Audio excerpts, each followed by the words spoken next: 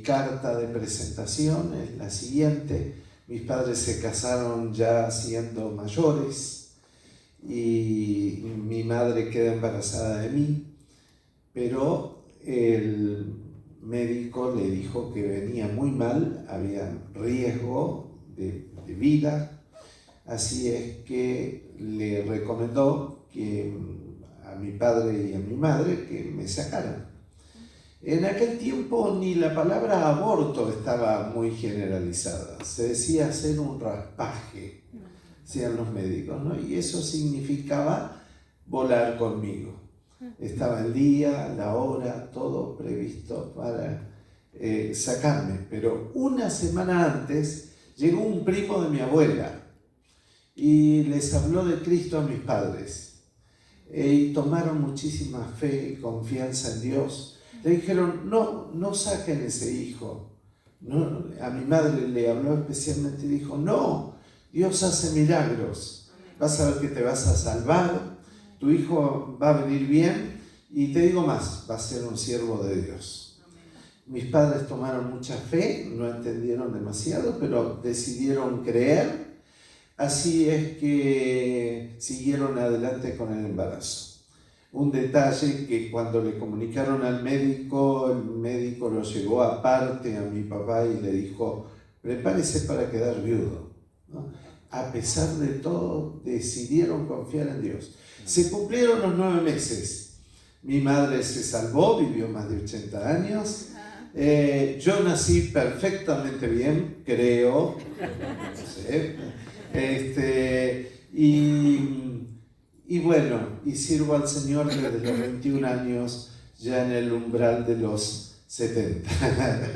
Pero Dios es bueno. Así que yo digo, el Evangelio me salvó doblemente la vida, ¿no? Si no hubiese sido por el Evangelio, no estaría acá.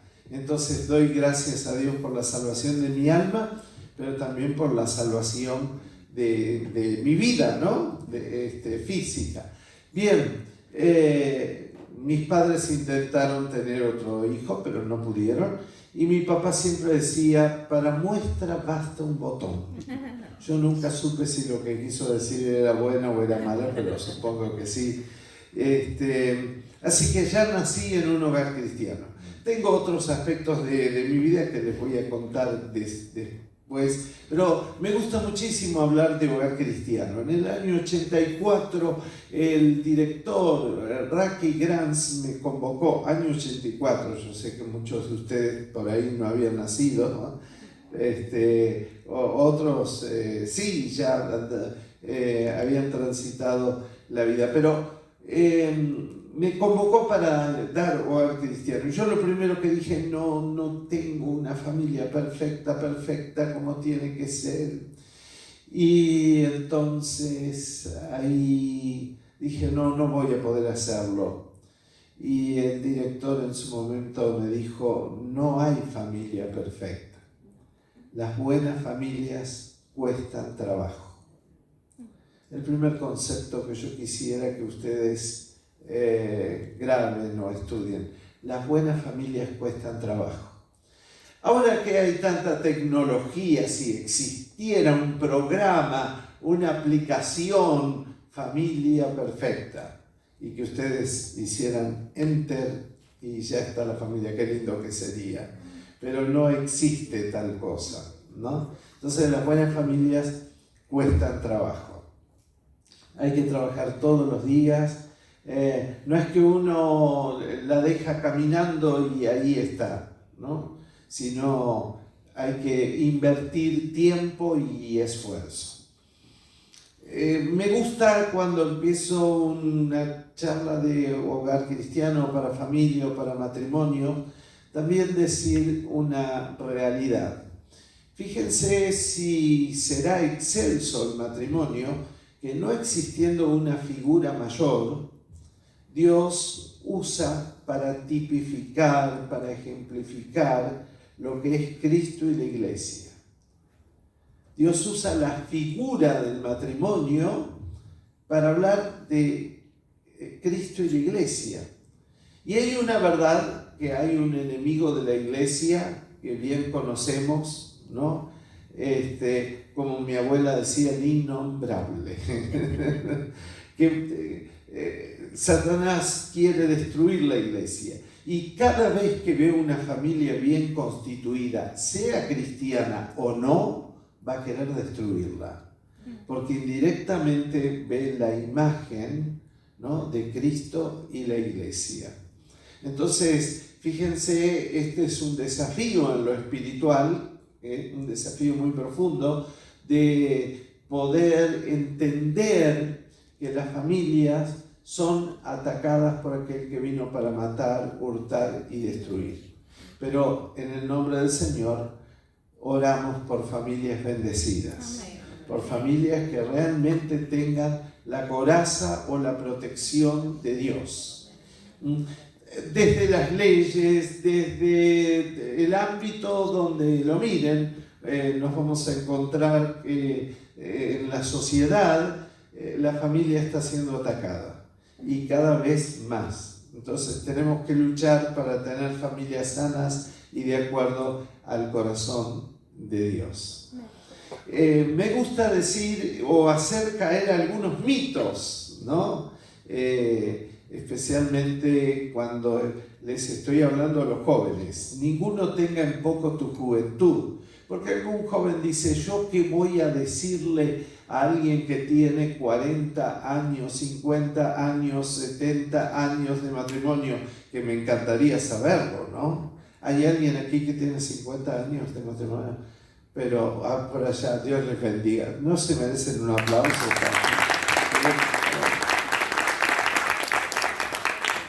De 40 años, hay otros también. Y de ahí para abajo, entonces 30 años. Y casi, por allá un hermano levanta la mano, 30 años. Gloria a Dios. Bueno, 20. Bien, aplausos también para todos. Señor los bendiga.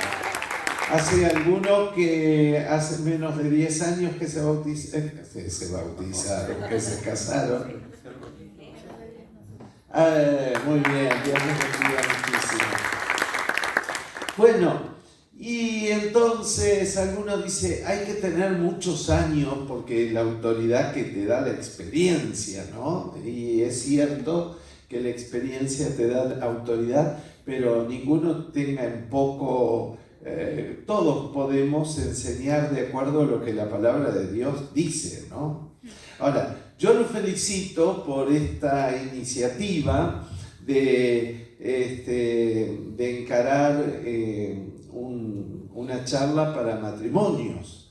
Les digo más o menos cómo es mi experiencia, les cuento algo interesante. Muchas veces a estas reuniones vienen los matrimonios que menos problemas tienen. Entonces uno cree que realmente está cubierto todo lo que es de hogar cristiano. Porque yo los felicito, están acá porque de alguna manera quieren aprender algo para su vida, para su matrimonio, para su familia, y eso es maravilloso, pero no todos tienen ese sentir. Entonces uno hace una convocación de esta naturaleza, y yo suelo decir, qué importante es en un domingo donde se salta, se baila, se zapatea, se remolinea, se hace de todo, dar micros de hogar cristiano, no más de 1 o 2 minutos, ahí cuando están todos, ¿no? De pronto, en un día pasé y dije detrás del púlpito, voy a leer un texto con ustedes, los adúlteros no entrarán en el reino de los cielos. Y me bajé, antes que me bajaran. Terminó el culto. Pastor, quiero hablar con usted esta semana. Pastor, ¿tiene un minuto? ¿Puedo hablar con usted? Pastor, no saben la cantidad de adúlteros que tenía en la congregación. dice, yo sentí que era Dios quien me hablaba. Ayúdeme, por favor. Y Dios hizo algo impresionante. Tan solo algo chiquitito. Hay que, en medio de los cultos y de las reuniones, siempre hay que hablar algo de familia. Porque después de todo es donde vivimos la vida cristiana, ¿no? Y entonces yo he descubierto que las personas que vienen a actividades como esta, les chorrea la miel. Es todo amor, ¿no es cierto? He descubierto que las personas que están aquí es porque realmente tienen un deseo profundo en el corazón de que Dios les hable. Pero no siempre así lo tienen todo. Bueno, miren, algunos le llaman cimientos, otros le llaman verdades fundantes, otros le llaman principios, otros le llaman piedras, pero no hay autor de Hogar Cristiano que no aborde esos principios, esas piedras fundamentales para edificar el hogar. El Salmo 167 dice que si Jehová no edificare la casa, en vano la edifican los edificadores, ¿no? Así que yo voy a hacer un paso ineludible, ¿no? Por esas piedras, esos fundamentos, y traerlos al tapete y poder analizarlos, ¿no? Entonces, porque esto nos hace bien, y verlo desde un ángulo y verlo desde otro, ¿no? Porque todos queremos construir sobre bases firmes. Bien. El Salmo 167.1, téngalo ahí, que es el Señor el que edifica la casa. Y es el Señor el que edifica también nuestras vidas, nuestra familia, nuestro rol dentro de la familia. Es el Señor que tiene que hacerlo. El primer tema que yo quiero hablar es un tema archimega conocido. Y a veces digo, ¿qué le voy a decir a los hermanos que ya no lo sepan referente a este tema? Pero ¿saben qué? Aprovechando la inteligencia artificial, ¿cuántos consultan la IA? ¿No? Y aprovechando Google y todas esas cosas que tenemos, me fijé cuántas veces en la Biblia está la palabra amor. ¿Saben cuántas veces?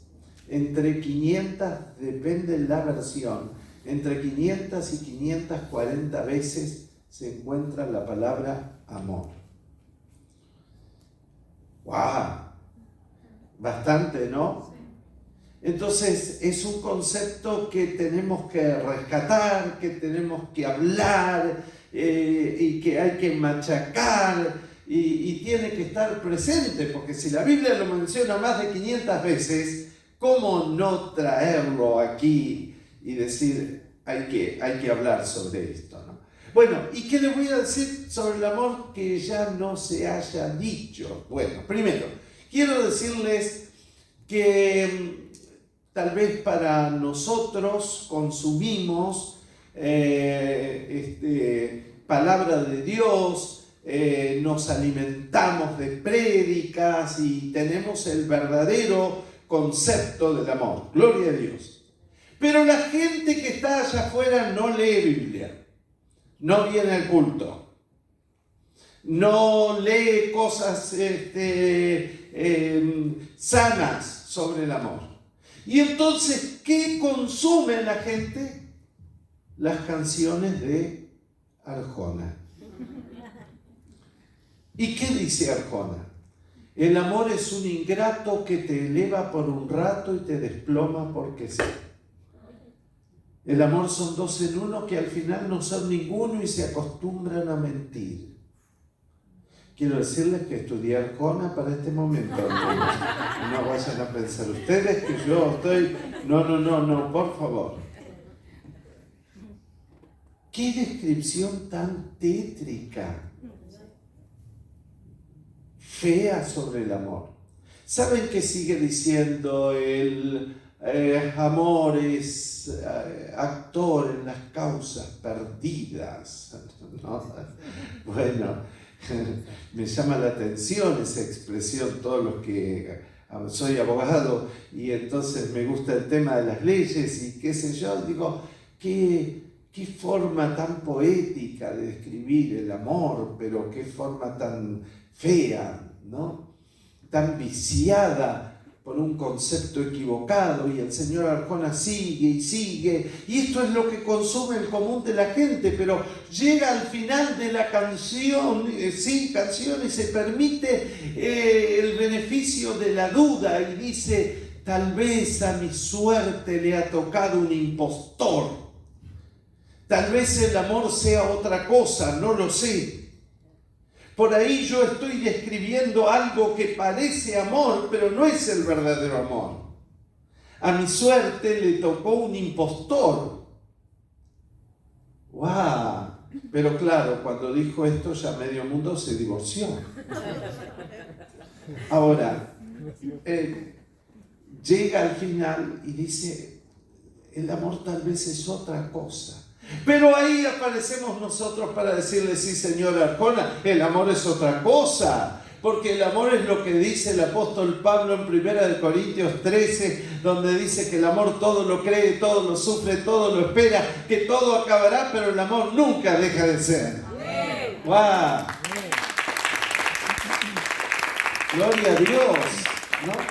Entonces, el concepto equivocado que la gente tiene, lo que consume, el pueblo de Dios debe levantarse para mostrar el verdadero amor que debe existir.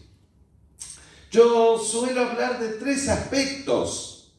Podríamos dar una materia casi sobre esto, ¿no? Pero el amor tiene que ser cultivado. Es una plantita. Hay que cultivarlo. Pero fíjense, y seguimos con la mente popular, lo que la gente cree, que el amor con el tiempo se esfuma, desaparece, se va. Y es lo que la mayoría cree. Hasta el humor argentino piensa que es así. Alguien contó que una pareja recién casados estaban en una noche estrellada con una gigantesca luna en el firmamento, un puentecito de madera y un arroyo que pasaba las aguas mansamente. ¿Se pueden imaginar ya la historia? De pronto una pícara nube oculta la luna y a ella se le ocurre hacer una pregunta de enamorados. Una pregunta tonti. Mi amor, ¿por qué la luna se oculta detrás de aquella nube? Y él le dice, porque tiene vergüenza de tu belleza. Anoten, hermanos, por favor, tomen nota. ¡Wow! Decís algo así, a tu esposa la derretís. Pero qué tremendo, ¿no?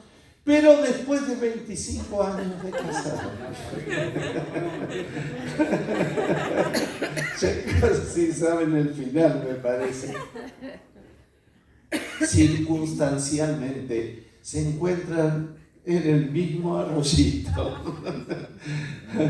La misma luna gigantesca en el firmamento y una pícara nube que la oculta. Y a ella se le ocurre hacer la misma pregunta, mi amor, ¿por qué la luna se oculta detrás de aquella nube? ¿Y qué le dice él? No ve que va a llover, pavota. Bueno, hasta el humor argentino trata de mostrarnos que el amor desaparece, pero el amor tiene que ser cultivado. En mi iglesia me gusta hacer las ceremonias, siempre le pongo garras, he hecho tantas ceremonias de casamiento en mi vida y nunca falta, ¿no, Marina?, algún estudiante del instituto que dice, profe, no nos casaría. Bueno, todo bien, pero a veces me desborda un poco y entonces un día le dije a mi hijo si podía hacer una ceremonia. Y yo estaba por ahí y escuché que dijo algo tan lindo y dije, te lo voy a robar, porque me parece excelente lo que estás diciendo. En las bodas de Caná de Galilea, Jesús estuvo presente. Y ustedes saben lo que pasó, se terminó el vino. Entonces Jesús hizo el milagro, convirtió el agua en vino y todos decían, pero el mejor vino lo han dejado para el último, porque generalmente se servían los comienzos, porque después cuando la gente ya estaba borracha podía tomar querosén, que no se daban cuenta, ¿no? Entonces el mejor vino quedó para lo último. Y él dijo, así tiene que ser los matrimonios, así tiene que ser el amor, así tiene que ser en las familias. Lo mejor tiene que crecer y lo mejor viene después, ¿no? Eso es lo que creemos. ¿Cuántos dicen amén, ¿no? A todo esto. Así que el amor tiene que ser cultivado para que de esta manera crezca, y podríamos enumerar tantas maneras y formas que son particulares, ¿no? Algunos hablan del lenguaje del amor, otros hablan de maneras. Cada uno lo puede hacer como quiere. Lo importante es que el amor tiene que ser cultivado. El amor tiene que ser incondicional. Otro de los aspectos que quiero decirle. Nada de te quiero, pero... Mire qué lindo eslogan para la heladera. No trate de cambiar a su cónyuge. Es Dios el que lo va a cambiar. Porque cuando uno lo quiere cambiar, lo quiebra, ¿no? Lo lastima. No trate de cambiar a su cónyuge. Subís detrás del púlpito, lo decís y te bajás antes de que te bajen. Pero, porque a veces uno dice, te quiero, pero... una larga lista, ¿no? Me gusta pensar en la promesa que Dios le dio a Abraham. En el griego la palabra promesa es epagelia, es la palabra que va, pero había otro tipo de promesa que era hiposquesis, que significaba una promesa condicional. Yo te doy esto y vos me das aquello. Vos sos así y yo soy así. Porque la mentalidad judía era, ¿qué méritos personales habrá hecho Abraham para recibir semejante promesa? Algo le debe haber dado Abraham a Dios para que Dios le dé la promesa. No puede ser que Dios pierda. Mentalidad Moisés. No puede ser que Dios pierda. Algo le debe haber dado la mentalidad de trueque. Y de pronto el apóstol Pablo dice, no, señores, Dios le dio la promesa a Abraham por amor, y solo por amor, no porque Abraham le dio algo, le dejó de dar algo.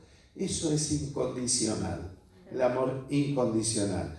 Te quiero, pero... un pastor amigo mío, psicólogo en el norte, tenía la visita de un matrimonio y entonces estaba tratando de ayudarles en cuanto a esto. Y la señora empezó a largar una larga lista de cosas. No se baña, tiene los calcetines con olor, etcétera, etcétera. Bueno, un montón de cosas. Entonces había una maceta gigantesca en el consultorio y este pastor amigo mío le dijo, pero su esposo es una porquería. Lo único que merece es que agarremos esta maceta y se la vamos a romper en la cabeza a ese desgraciado. Y obviamente le debe haber guiñado el ojo a él como diciendo, quédate tranquilo que está todo controlado acá, ¿no?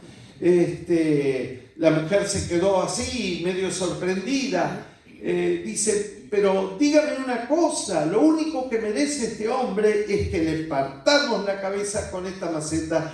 Usted no se anima porque es muy pesada, quédese tranquila, yo le voy a ayudar, vamos, entre los dos, vamos. Y entonces la mujer en un momento dijo, bueno, pero tan malo no es. ¿Y qué tiene de bueno esta basura? Y bueno, una vez me llevó mate a la cama. Y bueno, una vez me compró unas flores. Y bueno, ¿y qué más tiene? Y trabaja mucho para que no nos falte nada. ¿Y qué más tiene? Y sin querer le sacó una larga lista de cosas positivas y buenas que a veces no se ven. Si tuvieras que hacer una lista hoy, encontrarías muchas cosas positivas en tu cónyuge, ¿no? Y qué lindo es poder centrar la atención en eso que está bien. El amor es condicional y trasciende a lo que el otro es. Todos sabemos que la convivencia es tan difícil. Hablamos sobre el ideal divino, pero después en la práctica ocurren cosas. Pero tener en cuenta este concepto va a ser de bendición. Amén. Pero hay algo más, el tercer y último aspecto que quiero decir sobre el amor, porque si no voy a venir de Buenos Aires hasta acá para hablar solo de amor, que no estaría mal, ¿no es cierto? Gracias, hermana, qué buena que es usted. Pero tengo otras cosas para contarle también. El amor tiene que ser expresado. ¿Cuántos dicen amén? Amén. Me convocaron 1400 mujeres en la iglesia del pastor Freyson, el Rey de Reyes, ya hace algunos cuantos años. Y estaban todas las mujeres expectantes ahí, ¿no? Y justamente sentí de hablar de este tema. Y yo sé que en este punto los varones corren con un poquito de desventaja, ¿no? La mujer se expresa más, habla más, ¿no? Entonces le pregunté, ¿cuántas de ustedes tienen el problema que sus maridos no se expresan lo suficiente? Había 1400 mujeres, 2800 manos. Se levantaron, ¿no? Ya hablaremos en el punto siguiente de la comunicación que es tan importante en la familia y en el hogar, ¿no? Pero el amor tiene que ser expresado. Mi amor, me amás, ya te lo dije hace 45 años, ¿qué querés que te lo diga todos los días? Si yo ya te lo dije, sí, te quiero, pero es que yo necesito que me lo digas otra vez. Bueno, te quiero, ya está, ¿no? Bueno, te quiero, pero no. Entonces, esos puntos tienen que ser, tenemos que tenerlo en cuenta. El amor tiene que ser cultivado, tiene que ser incondicional y tiene que ser expresado. Pero cuando hablo de amor, no estoy hablando solo de la pareja. También, qué lindo poder amar a nuestros hijos. El amor de los padres hacia los hijos, pero tan importante. Hace muchos años leí un libro titulado Las familias conviven mejor con amor. Y quiero contarles algo. La raíz de todas las problemáticas sociales es la carencia de amor en el hogar. La delincuencia, la violencia, lo estamos viviendo, todos ven televisión, la violencia, las adicciones, las desviaciones sexuales, hasta la histeria. Estaban diciendo, el otro día una psicóloga estaba diciendo, es que ese niño está clamando a gritos porque su madre quiere más a la mascota que a él. Y está buscando la atención, a ver si haciéndome animal me prestan atención. Porque tratan mejor y con más cariño y más respeto y más atención a la mascota que a su mismo hijo, la raíz de todas las problemáticas sociales, toda esta violencia, la delincuencia, las adicciones, tantas enfermedades nuevas que hay y tantas manifestaciones extrañas que manifiestan los chicos ahora en este tiempo que los psicopedagogos no dan abasto para incorporar nuevos conocimientos, para saber cómo tratarlos, los trastornos de aprendizaje, todo tiene que ver con la carencia de amor en las familias. Una amiga mía visitó la India y fue a un congreso que precisamente hablaban de este tema. Se cuenta que en algunos sectores he tenido 3 y ahora 4 familias misioneras que han estado en la India. No sé por qué, pero mi iglesia parece ser que se relacionó mucho con ese dolor.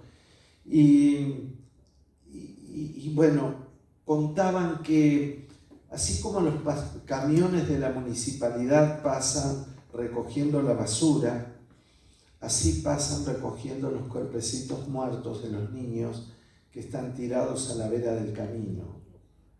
En algunos sectores ahí mueren por inanición.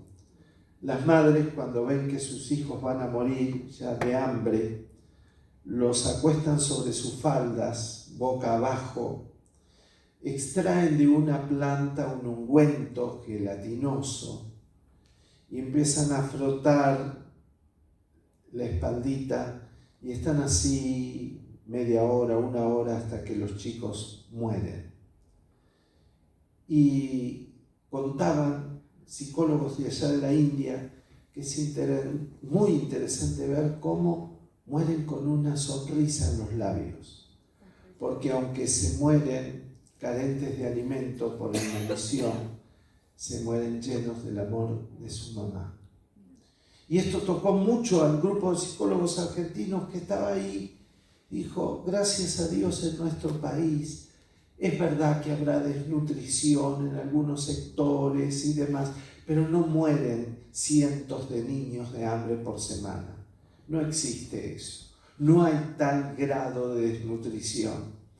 Sin embargo, nuestros gabinetes psicológicos, nuestros consultorios están llenos de chicos que se están muriendo de hambre, de amor. El abandonismo no existe solo en las estaciones de trenes. El abandonismo existe en las más encumbradas casas de nuestra sociedad argentina. Y entonces es un momento para que como iglesia reflexionemos y pensemos. No dejes de ser un enviado del Señor para hablar sobre el amor. No te canses, es un concepto reiterativo en las Sagradas Escrituras. Y cuando no hay amor, hay que ir a la fuente. Dios es amor. Dios es amor. Nada mejor que ir a la fuente. Que el Señor nos ayude. No hay amor en las calles, en las escuelas, en las empresas. No hay amor en los colegios. No hay amor. ¿Dónde debe encontrar la gente amor sino en la iglesia de Jesucristo? Amén. ¿Dónde tiene que encontrar ese ejemplo, ¿no? Que es ir a la fuente aun cuando no está. He terminado el primer punto. ¿Están bien? ¿Los he cansado? ¿Están todos bien? Sonríe que Jesús te ama. Gloria a Dios. Como dijo alguien, nadie es tan pobre que no tiene una sonrisa para dar y nadie es tan rico que pueda prescindir de ella. Así que gracias por esa sonrisa, hermano. Amén. Se va la segunda. Otra de las piedras fundamentales para edificar el hogar, que andamos tan flojos a veces en algunos sectores, es la comunicación. Sí. No hay carrera universitaria que no tenga la materia comunicación, porque siempre tenemos que comunicarnos. Bien, Y también uno se presenta, es un tema tal vez muy conocido, pero qué necesario hablarlo, y especialmente en la comunicación en la familia. Primero quiero decirles que la comunicación es un camino de 2 vías. Entonces tiene que haber algo maravilloso que se llama diálogo. Muchas veces en el matrimonio, en la familia, decimos, pero nosotros hablamos. ¿Cuántos integrantes de la familia son? 3, 4, 5. Bueno, muy bien. Hay 5 monólogos. Cada uno dice lo que piensa, lo que cree, pero eso no es comunicación. La comunicación va a haber cuando hay diálogo. Entonces uno tiene que pensar que hay que cultivar esto de las 2 vías. Porque uno habla y el otro escucha. Es escucha activa. Watchman Nee, en su libro El obrero normal, que está mal traducido, es el título del libro, porque el libro es hermoso, ¿no? En otros idiomas es el verdadero siervo de Dios. Pero ha dedicado un capítulo para saber escuchar. Y Watchman Nee da 3 puntos sobre esto. Tenemos que saber escuchar lo que nos dicen. Tenemos que saber escuchar lo que nos quieren decir. Y tenemos que saber escuchar lo que no nos dijeron. Porque una cosa es lo que nos dicen, pero ¿qué nos quieren decir con lo que nos dicen? A veces alguien en el matrimonio, en la familia o en la consejería pastoral, ministerial, si sos consejero, si tenés un grupo, si tenés una célula, no sé. Muchas veces la gente te va a decir un problema, pero ese no es el verdadero problema, sino que hay un problema detrás de ese problema y es otro. Es el metaproblema, ¿no? El mensaje o el metamensaje, el mensaje que hay detrás del mensaje. ¿Qué nos quieren decir? Pero, y saber escuchar lo que no nos dijeron también. Es una escucha muy activa, que uno tiene que estar muy atento para decir, yo quiero escuchar bien. ¿Qué me quiere decir con esto? ¿Hacia dónde va? ¿Qué es lo que realmente está necesitando? Bueno, muchas veces nos pasa a los pastores que alguien viene a contarte un problema y después descubrís que no es el verdadero problema. Bien, entonces, cultivar la comunicación en el hogar es muy fundamental, importante.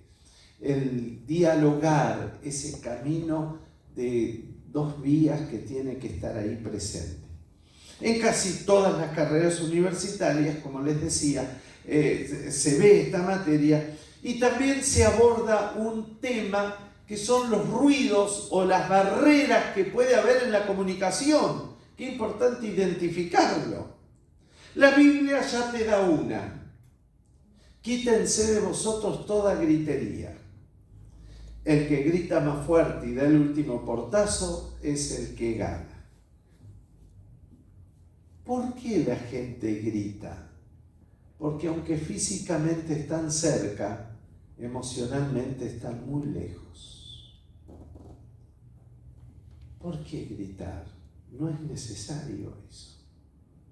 Hiere, lastima. Por algo el Señor dice, dejen de gritar. Quítense. Esa es una barrera que puede bloquear un proceso de comunicación. ¿Qué más puede bloquear un proceso de comunicación? La actitud de una de las partes. Podría ser hombre o mujer, es indistinto. Pero vamos a decir que Él sale del trabajo y dice, pobre mi querida esposa, trabajando tanto tiempo en casa, haciendo cosas, o viene, tiene tantas actividades. Hoy la voy a invitar a comer afuera. Afuera, dícese un restaurante, no al patio, ¿no? Hoy la voy a invitar a comer afuera. Bueno, muy bien. Llega y viene y dice, querida, hoy no cocines. Claro, porque no te gusta como yo cocino. Le arruinó el idilio a ese pobre infeliz, de un plumazo le faltó. Todo lo que podría haber sido una noche hermosísima, pero se la arruinó ahí, ¿no? Entonces, bueno, la actitud de una de las partes puede bloquear un proceso de comunicación. Esto es verdad. El desconocer cuál es el interés del otro. Hay que crear un centro de interés. ¿Y de qué se trata esto? A esas 1400 hermanas, yo les decía, bueno, ¿qué vamos a hacer para que sus esposos hablen? Bueno, si su esposo es mecánico, tómese un curso de carburación. Y cuando llega su esposo, sorpréndalo y dígale, querido, ¿cómo te anda el carburador? Porque a lo mejor usted habla algo que a él no le interesa. Y como dice ese proverbio, echa tu pan sobre las aguas y después de muchos días volverá a ti. Entonces, siempre hay una ley de siembra y cosecha. Si te preocupas por escuchar activamente al otro y en ese centro de interés de lo que quiere decir, sin duda, el día de mañana también te van a escuchar, ¿no? Y llegará un momento de que ese pan va a volver, eso va a volver, y porque uno lo que siembra cosecha. Entonces hay que identificar. Bueno, hablamos de qué querés que hablemos. Miren, qué pregunta tan sencilla y puede solucionar el tema. Vamos a hablar de un tema que a vos te interese y que quieras hablar en este momento. Bueno, a mí me interesa hablar sobre este tema. ¿Qué te parece? Pongamos esos dos. Un tema que te interese a vos y un tema que me interese a mí. Porque por ahí uno está hablando cosas que el otro no está interesado en hablar. Bueno, otra de las barreras que pueden aparecer en la comunicación y que es tan importante pensar, algunos optan por el mutismo. Hay matrimonios que pasa un mes que no se habla. Se cuenta de un matrimonio que hacía más de un mes que no se hablaba, iban en un coche por el campo los dos serios como perro en bote. Bueno, quiero aclarar que nunca vi un perro en bote, pero debe ser que van serio, ¿no? Así dice el dicho. Bueno, nada tan espantoso como ir peleados en un coche sin hablar. Horrible, ¿no? De pronto, detrás de un alambrado, él ve unos burros y dice, voy a quebrar el silencio. Querida, mirá qué lindos burros, son tus parientes, ¿verdad?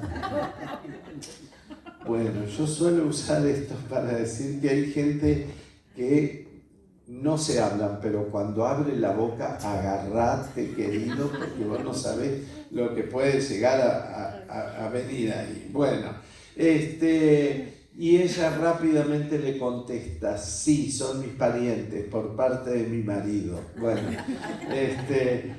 un ida y vuelta, el mutismo tan feo, que pone tanta distancia. Bueno, eso es otra de las barreras. Podríamos seguir identificando y compartiendo barreras, pero solo hay que identificarlas. ¿Cuáles son las barreras? Algunos no hablan porque el otro siempre va a presentar una actitud de rechazo. Bueno, pero ¿cuál es la línea bonita de todo proceso de comunicación? Una palabra mágica, pero no de mago. Una palabra maravillosa que está mencionada en Hechos 15 precisamente, ¿no? Una palabra que tiene una etimología, pero que me gusta mucho también. Y es la palabra acuerdo. Viene de cordio, cardio, algunos la etimología, y alguien ha hecho una descripción tan romántica, ¿no? También le chorrea miel a la palabra. Dice, acuerdo es cuando dos corazones laten al mismo tiempo. Casi estaría para decir, ¡ah! Esa palabra, acuerdo, ¿no? Hechos 15 la presenta justamente, dice que los apóstoles llegaron a un acuerdo. Y llegar a un acuerdo es un camino que no necesariamente indica que los dos opinan igual. Si en un matrimonio siempre los dos opinan igual, uno no piensa. Así nomás. Uno no piensa. Siempre está anulado. Está muteado. Uno no piensa. Porque siempre está la posibilidad del disenso. Y eso es maravilloso porque no somos iguales, porque así se construye una relación. No podemos pretender que el cónyuge o el otro opine igual que nosotros. No. La posibilidad de disenso, ¿no? Hasta tiene valor jurisprudencial el que dice que no, por ejemplo, en el derecho. El que dice, ¿por qué dijo que no? Vamos a analizar el voto disidente, ¿no? A ver si lo podemos tener en cuenta, si hay alguna razón por qué dijo que no el que no. Pero a veces en el matrimonio la disidencia, hoy el que dijo otra cosa, no, tiene que ser defenestrado y ese no va. Entonces, hermanos, la posibilidad del disenso siempre tiene que estar. Yo disiento, no estoy de acuerdo con esto, tengo otra postura, pero qué lindo es llegar a un acuerdo. A través de la comunicación es posible, a través de usar técnicas. Me encanta pensar en sistemas alternativos de resolución de conflictos, ¿no? Lo primero es, por ejemplo, la negociación. Cuando solamente interactúan las partes. A mí me gusta un matrimonio que tiene problemas. Les digo, bueno, váyanse a un restaurante, a un bar, a tomar un cafecito. No lo hagan en la casa porque en la casa se van a matar. Pero acá no pueden gritar demasiado porque por una cuestión social hay otro tipo de gente, ¿no? Por lo menos se pelean de manera más decente, más disimulada. Entonces, aconsejarle, ¿y por qué no hablan el tema y cada uno se escucha? A ver, todas estas cosas que estamos hablando, pónganlas en cuenta. Uno habla, el otro escucha, uno habla y así sucesivamente, ¿no? Y entonces esto puede dar un buen resultado. Llegan a la palabra maravillosa acuerdo, ¿no? Bien, pero si esto no da resultado, hermanos, hay otra instancia que se llama mediación y es buscar un tercero imparcial que acerque las partes para, ¿verdad?, para que haya una comunicación, que les haga ver un mediador, así como el Señor Jesucristo, que es mediador, ¿no? Y eso siempre está bueno también, porque a veces en la negociación que se hacen dos personas no da resultado, no logran esa palabra que es el acuerdo, entonces buscan un mediador. alguien que pueda ayudarles a pensar, que haga preguntas, que pueda extraer y descubrir cuáles son los intereses de cada uno. Bueno, ahí está. A veces da resultado y a veces no. Pasamos a otra instancia donde el único punto que se tienen que poner de acuerdo es en la elección de un árbitro, el arbitraje. Y yo creo que todos, porque somos, mañana juega Boca River. ¿Cuántos de River hay entre nosotros?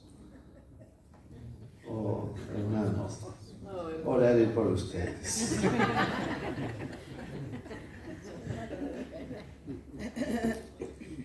¿Qué va a ser? Bueno, no traigamos al tapete a ver si no... Acá no nos vamos a poner de acuerdo ni con todos los sistemas de resolución de conflictos. Bueno, entonces hay que buscar un árbitro. A ver, vamos a ponernos de acuerdo en que alguien venga y nos diga quién tiene la razón, que a veces no se pasa solo por eso, quién es el que tiene la razón, pero ¿cómo podemos salir de este embrollo? ¿Cómo podemos salir de esto que no nos ponemos de acuerdo? Entonces se busca un árbitro. Pero más allá de todo, tal vez esa pareja, en lugar de elegir una persona de carne y hueso, piden que el Señor de los señores sea su árbitro. Amén. Que esté ahí en medio de ellos. Que el Señor sea quien les guíe, porque las parejas cristianas buscan la bendición y la ayuda de Dios.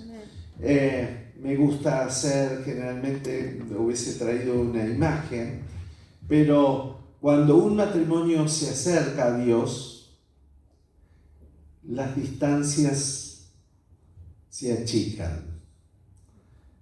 Cuanto más cerca de Dios estamos, las distancias se achican. Pero si esa pareja se va alejando de Dios cada vez más, la distancia entre ellos también va a ser mayor. Que Dios pueda ayudar a cada uno para que puedan acercarse a Dios, que elimina las distancias. Amén. Y acerca. Como les estoy hablando siempre de la relación pareja y de la relación hijos, la comunicación con los chicos es fundamental. Algunos padres, por ejemplo, no encuentran temas para hablar con sus hijos y, bueno, hay temas como educación sexual y muchos padres dicen lo van a aprender solo, yo no tengo que hablar sobre esto con mis hijos. No lo aprenden solo, lo aprenden de la calle y lo aprenden mal. Hace algunos años asistí a una convocatoria que la Directora Nacional de Educación Media, no estoy hablando de profesores comunes, la Directora Nacional de Educación Media, convocó para hablar de la educación sexual. Y dijo lo siguiente: tenemos que quitar la antigua y vetusta idea del matrimonio de la mente de los niños. Miren qué concepto equivocado. Pero todavía no era tan aberrante lo que decía hasta que llegó a decir lo siguiente. Y espero que estén bien sentados, hermanos, porque se puede oler a infierno con esto.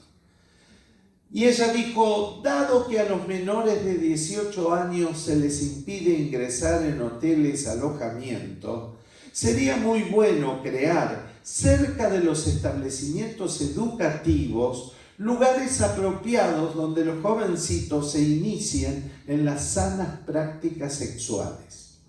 Yo me aprendí de memoria lo que dijo porque es ya después de esto Apocalipsis. ¿Me entendieron bien lo que estaba proponiendo esta bruja?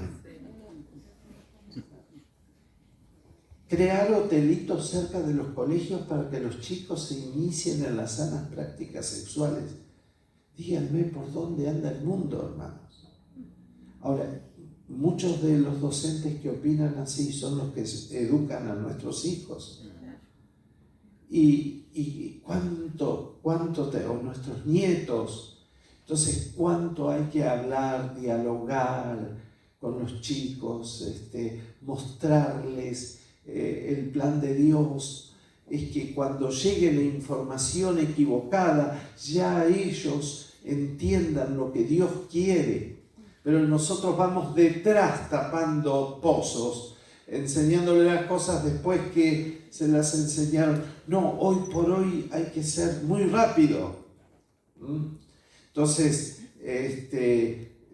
todo esto entra en juego la comunicación, el hablar, el dialogar, tantos temas de interés, de poder saber que esos temas que se los plantean mal porque tienen principios antibíblicos, tienen otro sentido en el Señor, porque tenemos otra moral, porque tenemos otra forma de conducirnos, porque para nosotros es diferente enseñarles acerca de estos temas de acuerdo a lo que Dios quiere. Estuve en zona norte, no recuerdo, creo que en Escobar, dando una charla. Había más de 100 maestros de escuela secular. Antes de empezar las clases me vieron a mí para dar una charla y demás. Y hablé un poco de esos grandes desafíos que tienen hoy los maestros. Y una maestra vino con una fotocopia. Me dice, mire, la llevo conmigo, está en la Biblia, pero cada vez que la veo me provoca llanto, porque no puedo hacer nada. Pero uno de mis alumnos de 9 años, el tema propuesto en el aula fue una redacción libre. Dice, hace tan solo 10 años hablaban sobre la primavera, las vacaciones, los pajaritos, las flores.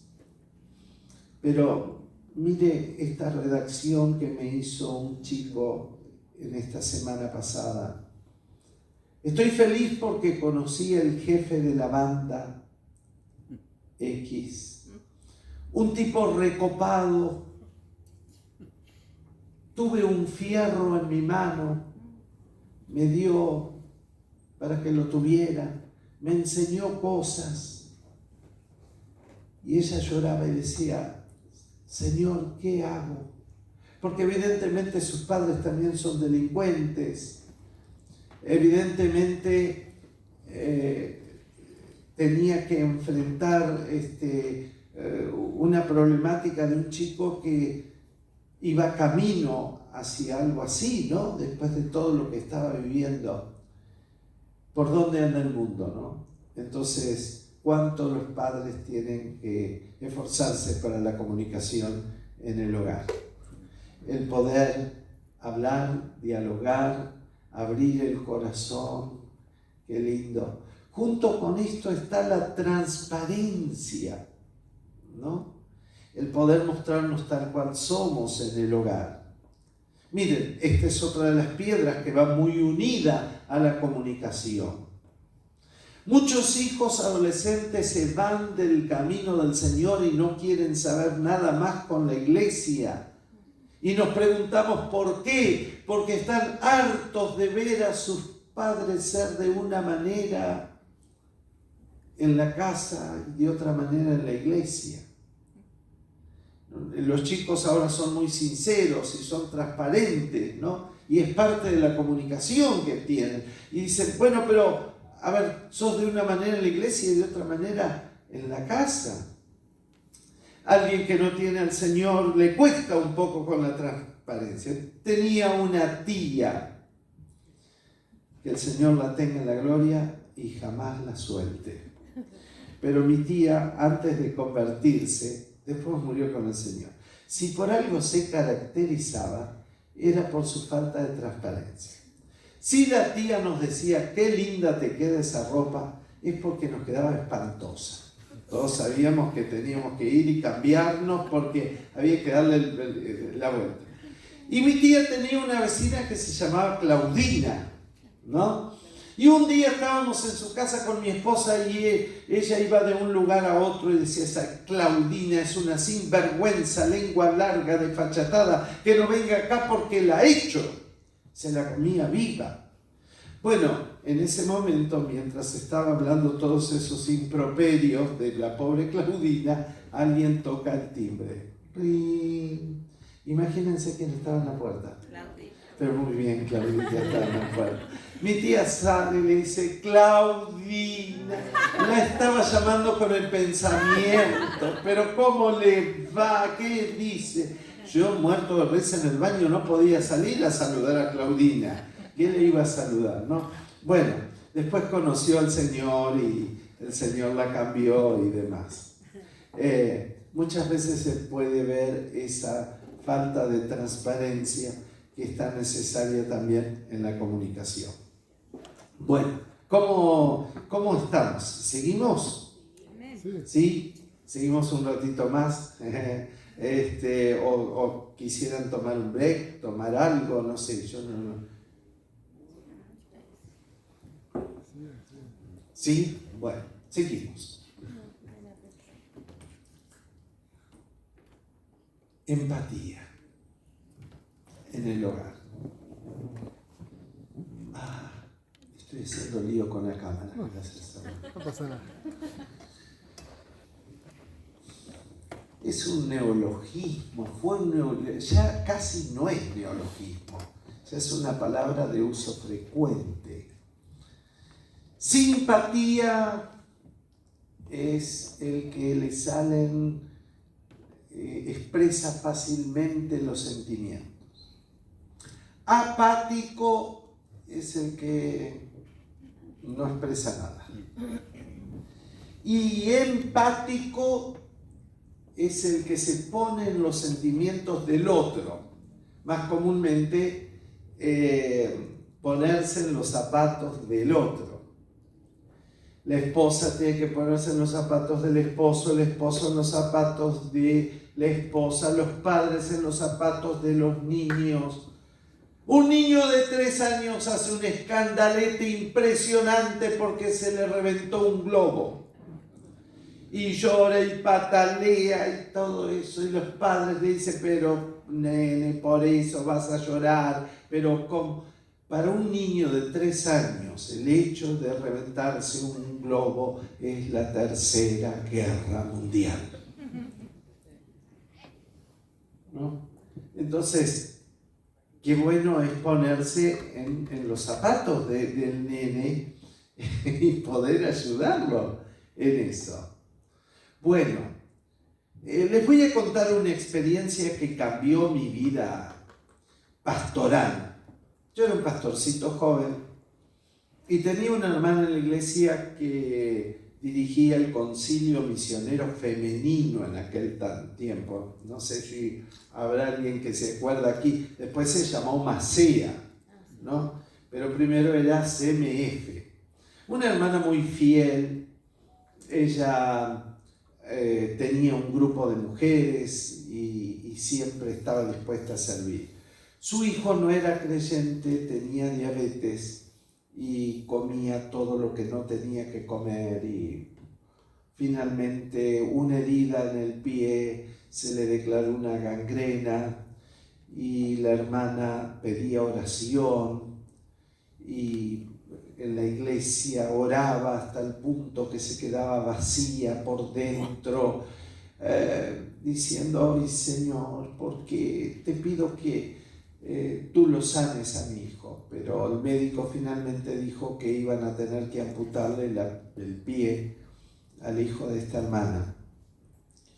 Y ella dijo, Señor, cuando vayas para el quirófano, aunque sea en el último instante, te pido que hagas un milagro, pero que no le amputen el pie a mi hijo en este día.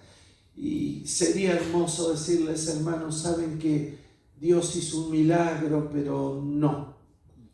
Ese día le amputaron el pie al hijo de la hermana.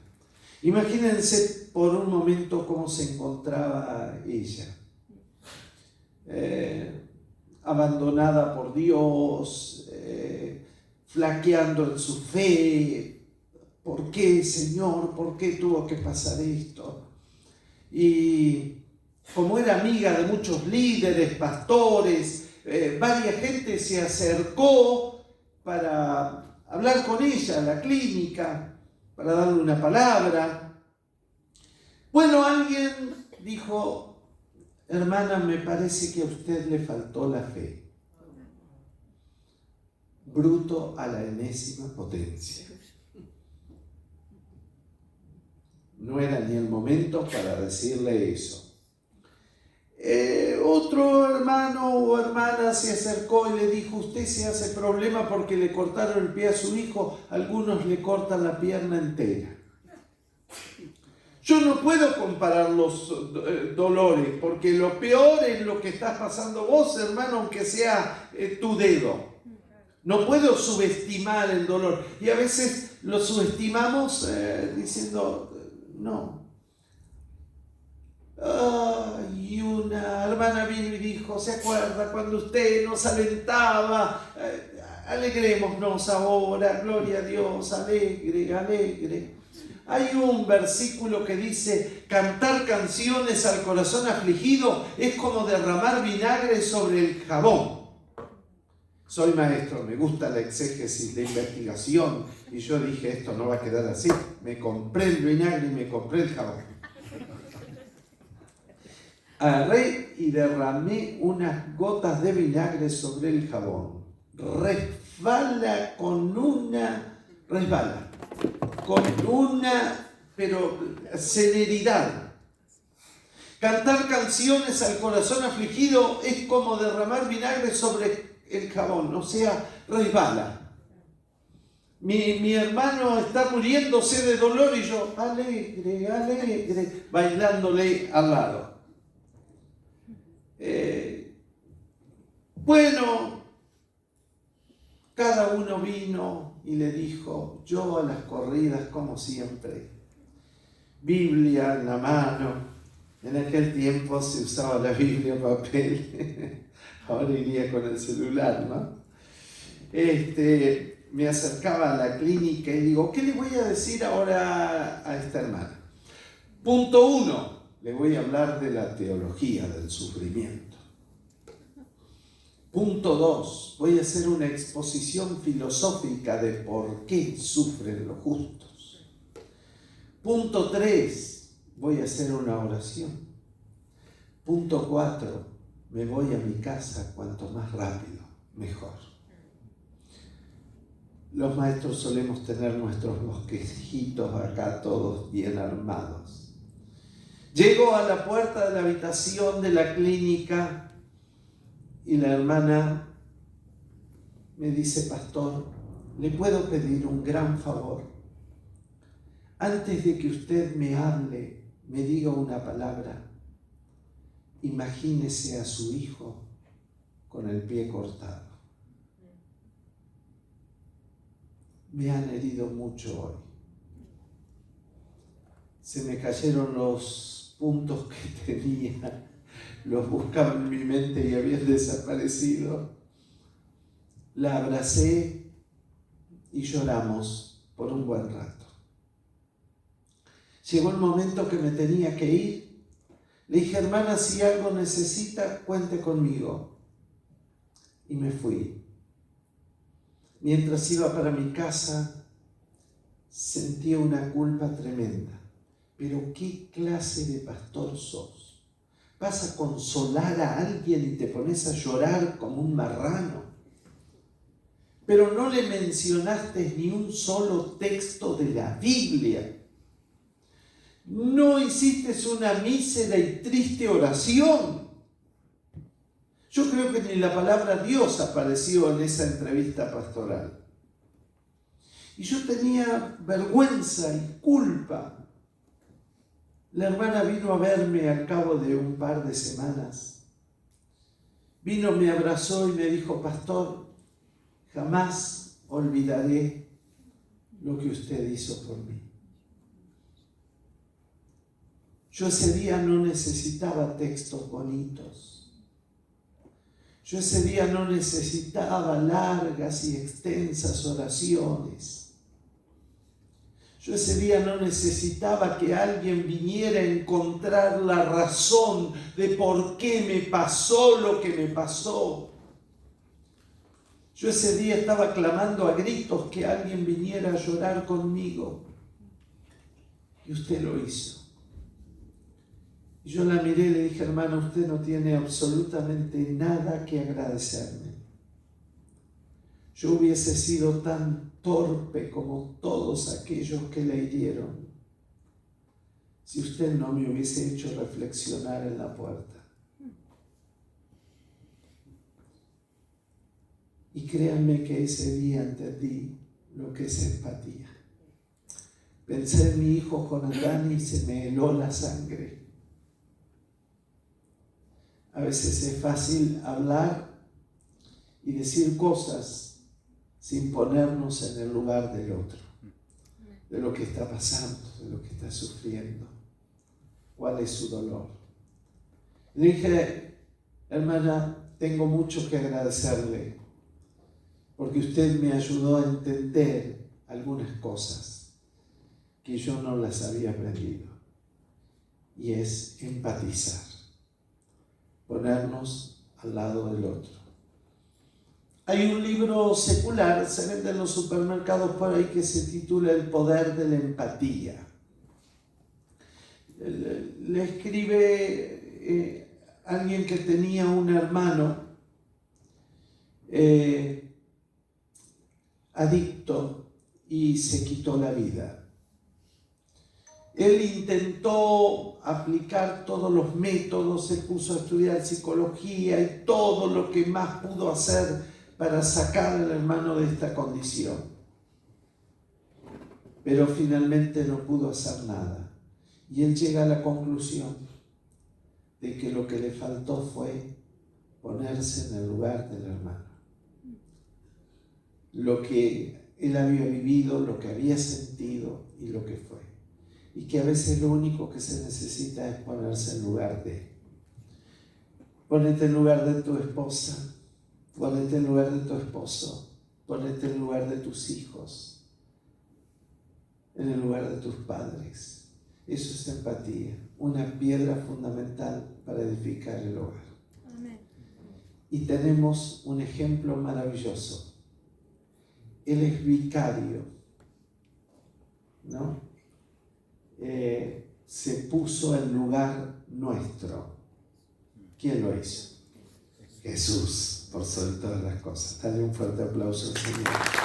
Él se merece toda la gloria, toda la honra. Gloria a Dios. Bueno, quiero hablar, la presente lista no pretende ser taxativa, es meramente enunciativa. Eso quiere decir que no es un número clausus, no es un número cerrado, ¿no? Sino que vos podés ponerle ahí todas las piedras que se te ocurran, respeto, fidelidad, etcétera, etcétera. Podemos poner un montón de cosas. Pero permítanme en este tiempo, las 9, ¿tengo un ratito más o...? Sí, díganme, ¿podrían traer mate, hermanos? Y si alguien me diera un mate sería maravilloso. Gloria a Dios. Me vendría muy bien a mí.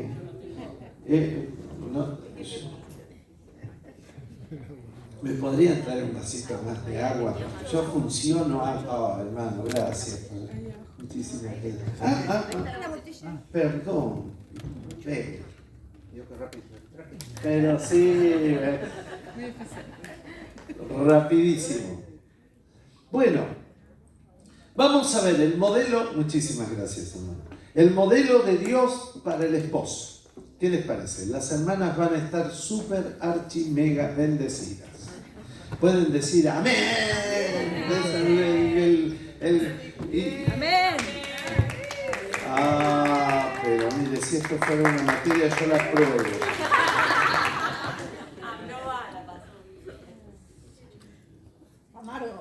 No, como debe ser. Sí. Para dulce está la vida. Y luego veremos el modelo de Dios para la esposa. Vamos a ver 2 o 3 puntos, ¿no? Porque, pero que sí son necesarios. Bueno, varones del Altísimo, preparaos. Cuando mis suegros cumplieron 50 años, y acá voy a necesitar que alguien me ayude, que tienen sus Biblias en los celulares, ¿no? Cuando cumplieron 50 años de casado, mis cuñados son pastores y demás, pero me dicen, Ernesto, quisieras hacer la ceremonia. Digo, no, pero tienen los hijos. No, pero vos para nosotros no sos un cuñado, sos un hermano. Me dijeron, qué lindo, ¿no? Todo muy lindo. Pero bueno, tuve que hacer la ceremonia. Mujer virtuosa, ¿quién la hallará? Era el texto para hablar de mi suegra. Yo hablaba maravillas de mi suegra. Después decía, Señor, perdóname este pecado, ¿no? Pero bueno, y digo, debe haber algún texto. ¿Qué texto uso para hablar de mi suegro?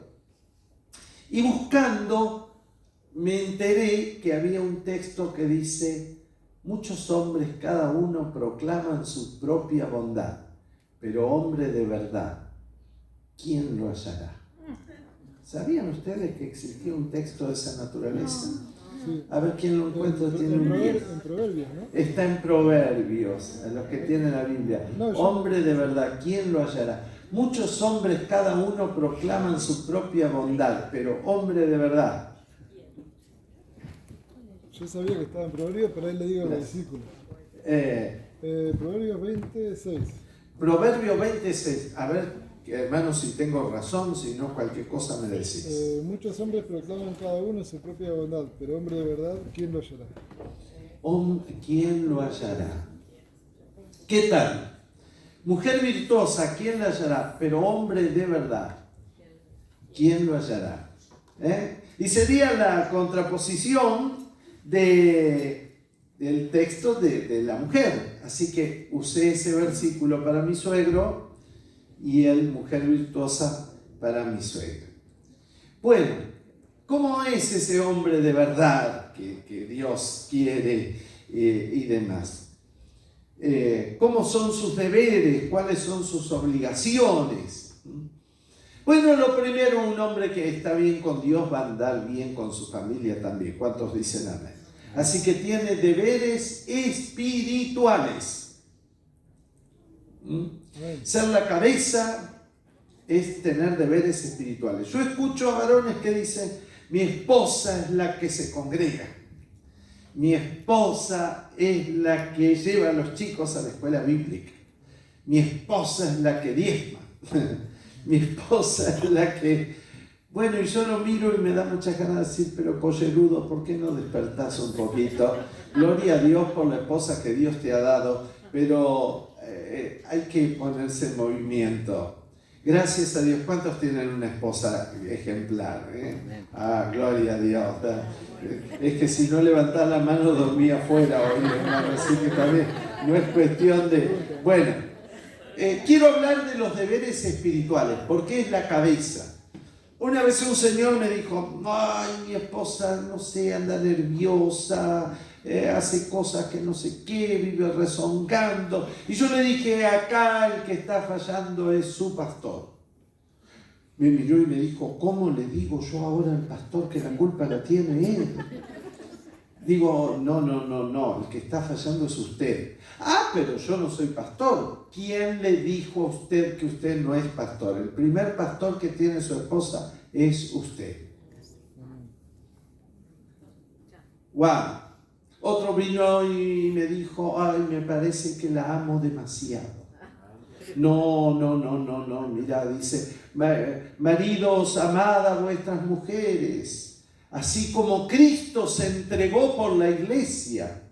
¿Estás dispuesto a ser crucificado por tu esposa? Creo que no la amo tanto, no. Enseguida cambió de idea.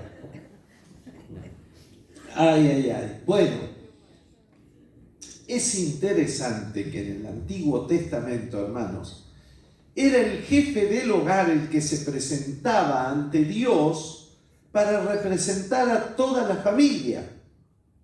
Estuve con el pastor Paso, que era presidente del movimiento mesiánico, judeo-mesiánico, en la Argentina por muchos años, el judío. Y entonces, charlando una vez en una clase, no recuerdo qué, me dijo: ¿sabes, Ernesto, que el sistema sacrificial tiene mucho que ver con la familia? Yo dije: ¿qué estás diciendo? No sé, la verdad, nunca.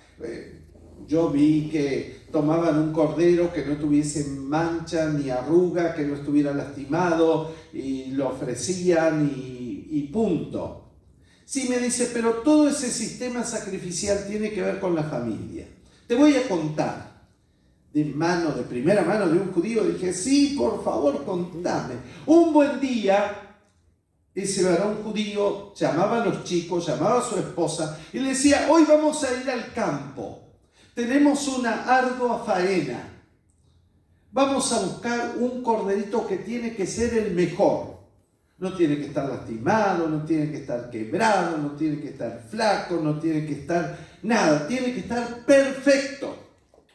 Y se generaba como una especie de competencia. Uno venía y decía: papá, yo encontré el mejor. No, mirá, el mejor lo encontré yo acá. No. Bueno, hasta que finalmente elegían, lo comparaban y dice: vamos a llevar este. Este está perfecto, tiene bien los ojitos, está todo bien. Papá, ¿y para qué hicimos todo esto? Porque este cordero es para Dios. Y a Dios se le da lo mejor. No se le da lo último de nuestra existencia. No se le da aquello que nos sobra. No se le da aquello que está malo, aquello que está defectuoso. Ese varón judío estaba enseñando a toda su familia que a Dios se le da lo mejor. Una enseñanza tan importante para todos. Lo llevaban a la casa. No sé si hay alguien aquí que ha crecido en un ámbito rural, pero los corderitos brincan, saltan, son simpáticos. Lo llevaron a la casa y rápidamente los chicos se enamoraron de este corderito. Rápidamente, decime si tu mascota no es un integrante más de tu familia. Todos los que tienen uno, y cómo sufrimos cuando se mueren esos bichos, por Dios. No sé si alguien ha sufrido, pero a veces cuando... que no se te escape ninguna lágrima, por favor, ¿no? Pero Eliseo sabe, yo tenía una perrita que era Areta y bueno, estaba tentado a decir cuando partió con el Señor, pero no, cómo uno sufre, ¿no? Entonces los chicos, era un integrante más de la familia ese corderito. Un buen día, el varón judío dice: chicos, traigan el cordero.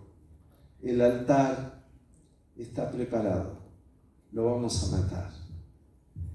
Papá, ¿y para eso tanto lío? ¿Cómo que lo vamos a matar? Lo buscamos, nos encariñamos. Sí, hijo. ¿Saben por qué? Porque a Dios se le da lo mejor. Recuerdan que este corderito es de Dios, pero a Dios también se le da lo que más amamos, aquello que ocupa un lugar en nuestro corazón, aquello que es caro. A Dios se le da aquello que aprendimos a amar. Como dice un antiguo coro, himno: toma tú mi amor que hoy a tus pies vengo a poner. Y ese varón judío estaba enseñando a su familia que a Dios se le da lo mejor y que a Dios se le da lo entrañable, aquello que ocupa un lugar en nuestro corazón, aquello que nos cuesta, que nos duele. Es el camino de la negación. Qué dos enseñanzas maravillosas. Y yo dije, nunca lo había visto así. Yo leía en la Biblia que tomaron un cordero que no tenía tal y tal cosa, fueron y lo presentaron. No, pero tiene que ver con una escena familiar. Y aquí entra en juego ese varón de Dios, ese varón que ha tenido la oportunidad de conocer al Señor y que tiene que pedirle esa sabiduría para que pueda llevar adelante su familia. Tiene valores espirituales para que pueda tomar esas riendas y decir, yo sé que la bendición de Dios va a pasar a través de mi persona. Yo sé que voy a ser instrumento para que mi familia sea bendecida. Y el respaldo de Dios no te va a faltar. La fortaleza de Dios va a estar con cada varón. Un hombre de verdad. Un hombre que busca la presencia del Señor. Tu comunión con Dios va a bendecir a la familia. Que Dios bendiga a cada hombre que está presente en esta noche. Fuerte aplauso para él. Gloria a Dios. Voy a seguir con el segundo punto. ¿Están bien todavía o ya tienen ganas de arrojarme algo por el aire? Ustedes díganme, Pastora Ángela, no sé si me van a volver a invitar, pero acá estamos diciendo verdades. Bueno, pero ser la cabeza tiene que ver con autoridad, ¿no? Ejercer autoridad. Y ese es un aspecto muy importante también, porque la autoridad debe ser bien interpretada. Por empezar, la autoridad no se impone, se conquista, ¿no? Porque el que dice, yo soy el que mando acá, hoy nadie se dio cuenta. Qué triste, ¿no? La autoridad no se impone, se conquista. Ahora, muchos para justificar sus comportamientos machistas, eso lo digo la iglesia en Temperley, de donde vengo, ¿no? Pero muchos para justificar sus comportamientos machistas usan algún texto por ahí como este: el hombre es la cabeza. ¿Qué significa ser la cabeza? Estar en autoridad. Muy bien. Jesús, un capo de la semántica. ¿Habrá algún maestro, maestra aquí, profesor de literatura o algo de eso? Bueno, Jesús, un capo que sabía manejar las palabras, dio la mejor definición de autoridad que puede existir sobre la faz de la tierra. Jesús. Si alguno quiere ser el primero, si alguno quiere estar en autoridad, si alguno quiere ser la cabeza, será el último y el servidor de todos.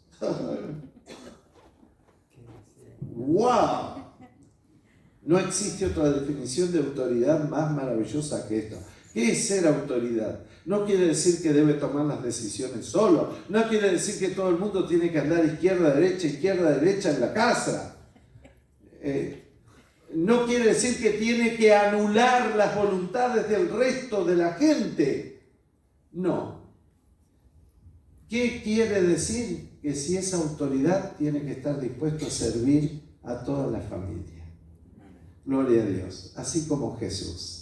Si alguno quiere ser el primero, será el postrero y el servidor de todos, dispuesto a servir. La autoridad radica en una paradoja, ¿no? Y es poder servir a todos.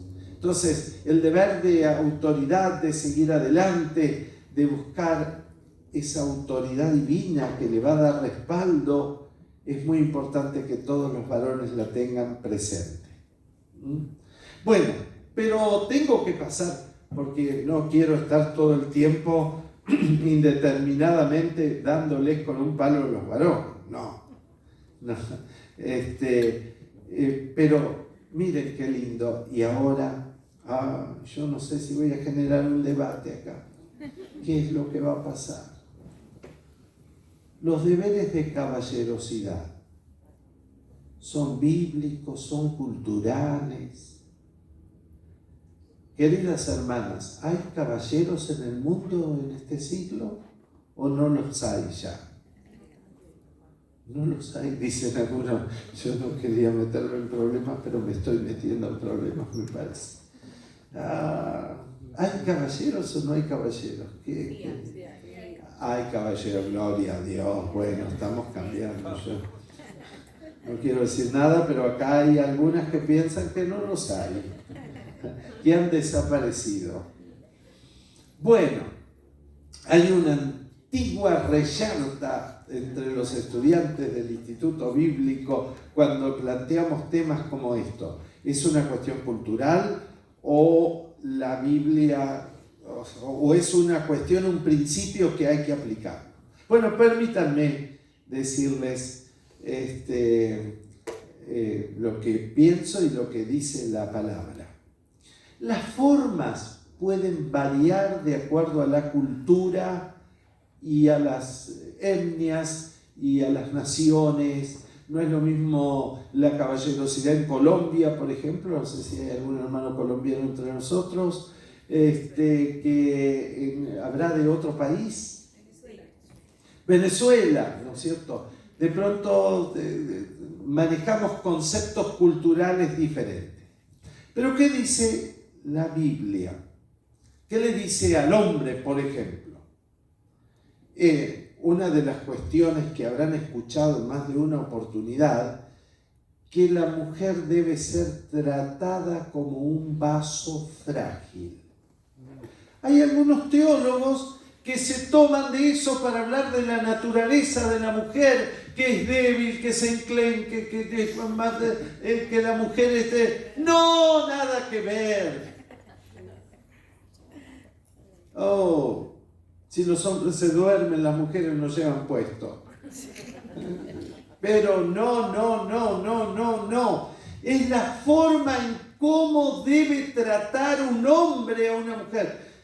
Un vaso frágil no es un tacho de basura, eso se pone en un lugar especial, se trata con cuidado, entonces no tiene nada que ver con la naturaleza, es como el hombre debe tratar. Y si esto no es caballerosidad, la caballerosidad, ¿dónde está? ¿No?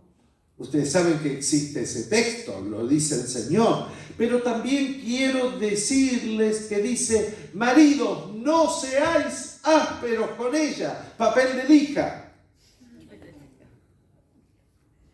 ¿A cuántos el Señor les está hablando en esta noche? ¿Cuántos están haciendo una oración para que yo desaparezca pronto? Sean sinceros, hermanos. No seáis. ¿Qué es lo contrario de áspero? Suave. ¿Qué más? Dulce. Tierno. Amable. ¿Qué más? Cariñoso. ¡Wow! Pero ustedes son unos exégetas increíbles.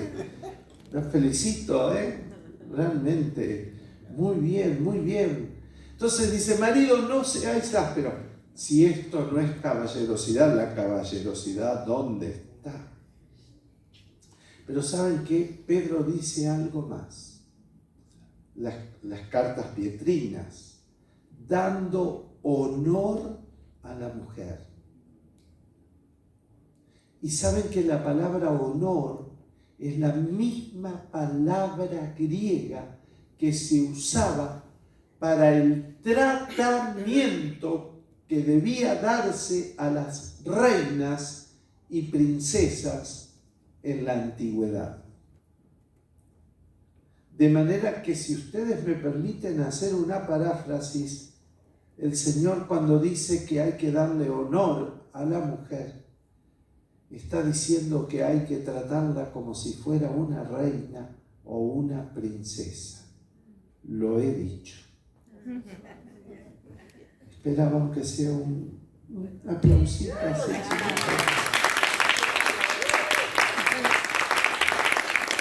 Hermanas, creo que con esta verdad ya me puedo ir a Buenos Aires. Cualquier cosa, me gusta el lemon pie, no sé si algo, ¡wow! Yo cuando descubrí eso dije, entonces no es un concepto cultural. Bueno, hay gente que dice, no, pero ahora la mujer no se puede tratar porque si le llegas a ser caballero, se te ríen en la cara porque el empoderamiento, porque el feminismo, no importa. Vos haces lo que el Señor dice y después lo demás no importa, ¿no? Hay gente que dice, no, pero te pueden malinterpretar. No. Cuidemos las mujeres. Y cuida a tu propia esposa por sobre todas las cosas. Dale honor. No seáis áspero. Tratala como un vaso frágil. Y si esto no es caballerosidad, la caballerosidad, ¿dónde está? ¿No? Así que, bueno, varones, están vivos todavía, por favor. ¿Hay alguien que sangra por la herida? No, todo bien. Bueno. Podemos buscar Proverbios 31. ¿Me dan 15 minutitos más que terminemos 9:30? ¿Está perfecto? ¿Sí? ¿O ya terminamos? ¿Me regalan 15 minutos más? Bueno, porque no puedo dejar así esta enseñanza. No lo puedo dejar así. Bueno. Vamos a Proverbios 31 y vamos a ver. La primera característica de una mujer de Dios es la virtud, ¿no? Y vamos a proceder. ¿Me ayudás, Marina, con la lectura de Proverbios 31, la mujer virtuosa? Y vamos a ver ciertas características, una lista de características que dice ahí, que se engloban todas en este aspecto de virtud, es tener virtud. ¿En qué consiste la virtud? Bien, veamos. Largamos. Mujer virtuosa, ¿quién la hallará? ¿Desde qué versículo? El 10. Del 10. Porque su estima sobrepasa largamente a la de las piedras preciosas. El corazón de su marido está en ella confiado. Bien, primer punto de la virtud. Despierta confianza. Tranquilamente su marido le puede hacer una extensión de la tarjeta de crédito que sabe que no se la va a reventar. Muy bien. Qué punto, ¿eh? El corazón de su marido está en ella confiado. Bueno, yo leo la Biblia nomás, disculpen, no se enojen conmigo. Bueno, seguimos. Y no carecerá de ganancias. Seguimos. Le da ella bien y no mal todos los días de su vida. Bien. Seguimos adelante. Busca lana y lino y con voluntad trabaja con su Voluntad, permítanme subrayar esa voluntariedad. Es una virtud. No, ¡ufa! Le tengo que limpiar la mugre a todos ustedes. No, lo hace voluntariamente. No, nadie la obliga a hacer eso, ¿no? Voluntariedad, qué linda palabra, ¿no? Lo hago con amor. Seguimos. Es como nave de mercader, trae su pan de lejos. Sacrificada. Se levanta aún de noche y da comida a su familia y raciona a sus criadas. Bien, muy bien. Considera la heredad y la compra. Quédate un chiquitín ahí. Este texto es para todo, pero lo dice para la mujer, no sé por qué. Hace una consideración previa antes de comprar. Buscar ofertas no es de rata, es de sabio. Primero, ve si le conviene. Considera si es oportuno, y voy a decir una frase rimbombante, sabe distinguir estrictamente entre lo necesario y lo superfluo.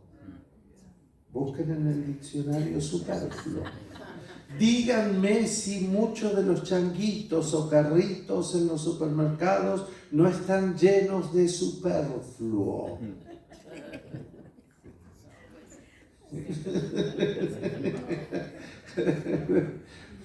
Sabe distinguir entre lo estrictamente necesario y lo superfluo, aquello que no debe. Considera la heredad, ve si la conviene. No compra en el primer lugar, sino ve si le conviene, ve el precio, ve si lo necesita. Me encanta ese versículo. Considera la heredad y lo compra. Porque el hombre también debería tener presente eso. Porque a veces, hermano, no me sale no ser caballero con ustedes. No sé, quiero ponerme mal, pero no. Pero es verdad que a veces el que tiene que aprender esto es el varón. Vamos a decir la verdad. Bueno, seguimos. Interesante. Y planta viña del fruto de sus manos. Bien, muchas veces se dice con sus manos. Vengo de una cultura italiana y me encanta fatto in casa. No, varias veces dice con sus manos. Es laboriosidad. Ahora es como que hay una onda a través de los programas de televisión y demás de hacer las cosas en casa. Pero ¿qué hace muchas veces la mujer moderna en Temperley? Con sus manos agarra el teléfono para pedir comida hecha. Agarra el delivery. Bueno, que no está mal. A veces yo doy esta enseñanza y nunca falta alguna hermana que salte y dice, es más barato, pastor, mire, porque si yo me pongo a hacer las cosas y me justifico, bueno, está bien, yo no quiero crear ningún conflicto, pero qué lindo la comida fatto in casa. Sí. Ciñe de fuerza sus lomos y esfuerza sus brazos. Exactamente. Ve que van bien sus negocios, su lámpara no se apaga de noche. ¿Por qué no se apaga de noche su lámpara? Porque ha hecho las reservas de aceite necesarias. Más adelante dice, se ríe del porvenir. Porque esto tiene que ver con previsión, tiene que ver con cuidar. No se gastó en los 2 primeros días todo el ingreso que había y después contigo pan y cebolla. No, sino que supo distribuir, se ríe del porvenir. Y su lámpara no se apaga de noche porque hizo las reservas necesarias. Seguimos. Aplica su mano al uso y sus manos a la rueca. Nuevamente, fíjense sus manos. Adelante. Alarga su mano al pobre y extiende sus manos al menesteroso. Qué lindo eso, es generosa, ¿no? La mujer tiene esa ternura. Bueno, yo les voy a contar una infidencia. Yo soy hijo único, como verán, ¿no? Como les conté el testimonio. ¿Habrá hijos únicos acá? Entonces puedo hablar tranquilo. Mis padres giraban al son de Ernestito. Una colección de tías solteras, viudas, sin hijos, todas giraban al son de Ernestito. Yo decía algo, ¿cómo no le vamos a comprar esto al chico? Tuve una infancia maravillosa. Incluso les digo, hermanos queridos, hasta para cobrar la herencia. Miren ustedes, hijo único, no la tuve que repartir con nadie.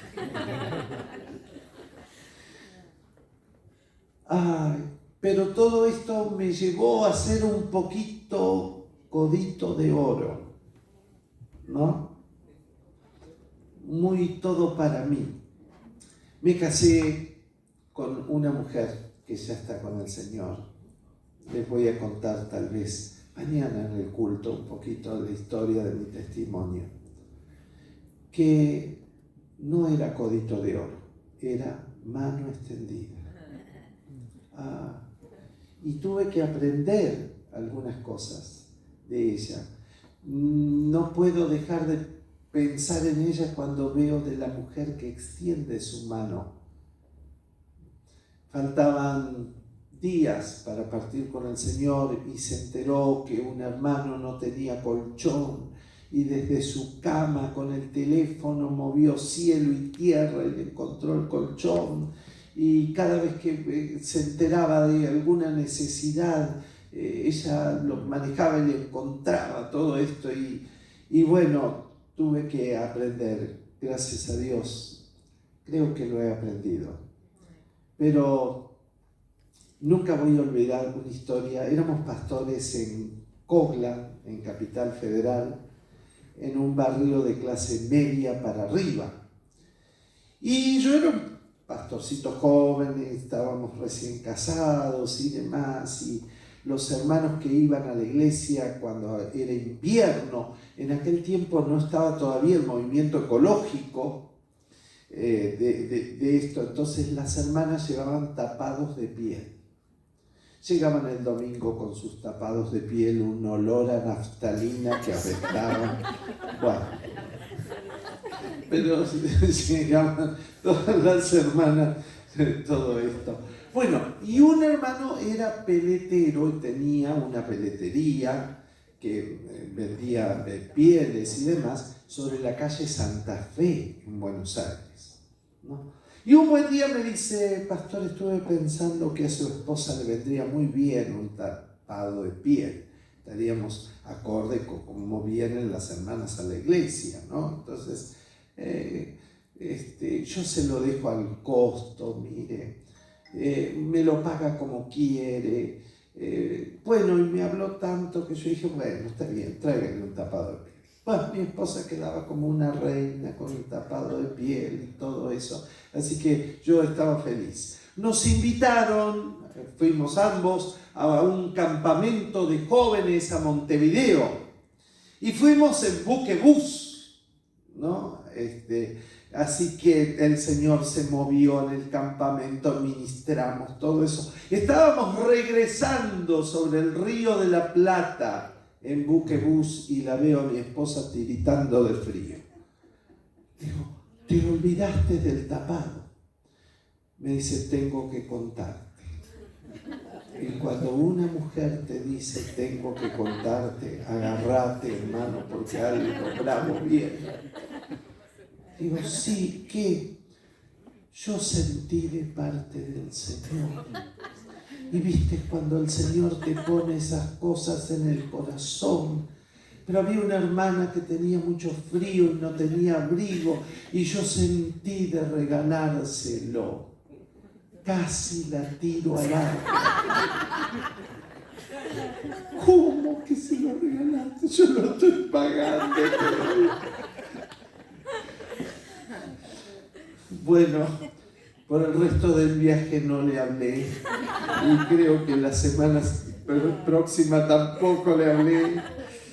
Ay, pero tenía eso.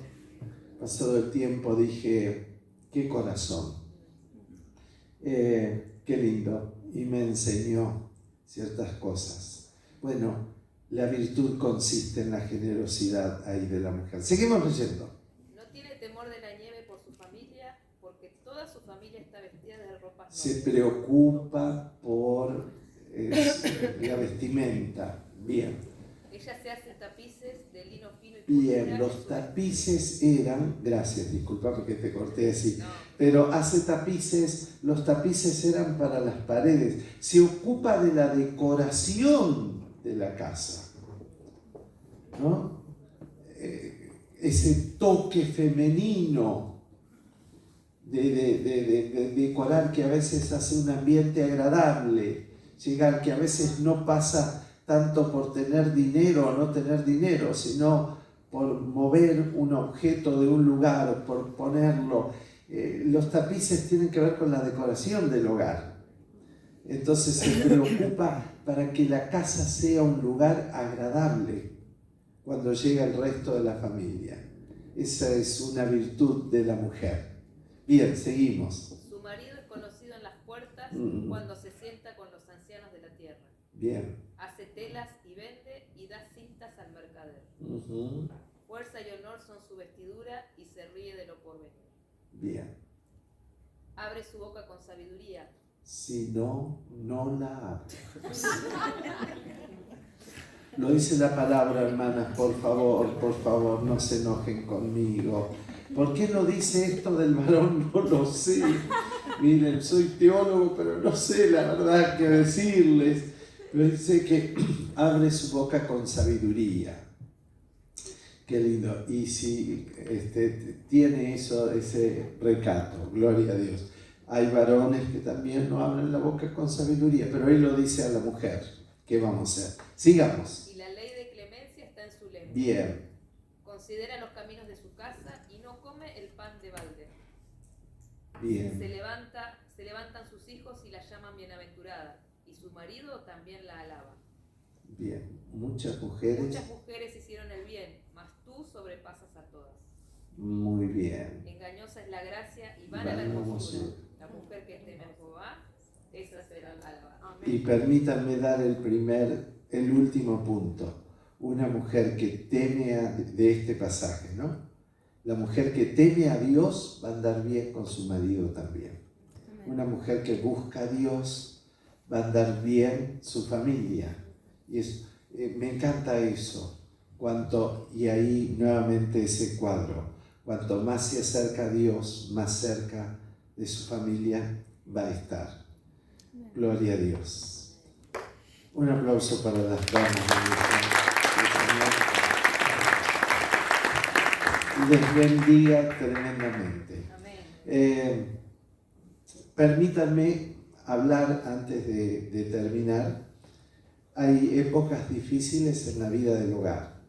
A veces son económicas, a veces son de momentos difíciles que hay que pasar, pero el Señor nos acompaña en todos los estadios, desde el primer año de casado, ¿no? El Señor te acompaña, es una época difícil de ajuste, el que se casa queda en la ruina, ¿no? Por tantas cosas.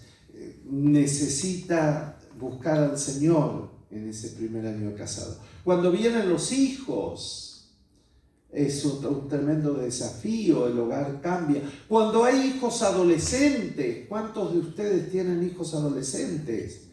Uy, y tal vez, o un nieto adolescente tienen. Eso es una cuestión. El adolescente es el eterno incomprendido. El Señor les va a ayudar también en esta etapa. Tendría tanto para decirle, pero como hay muchos que tienen, permítanme, nunca le creas a un predicador cuando dice que va a terminar. Pero bueno, estaba haciendo mi profesorado universitario en ciencias jurídicas y tenía una materia, psicología de la adolescencia.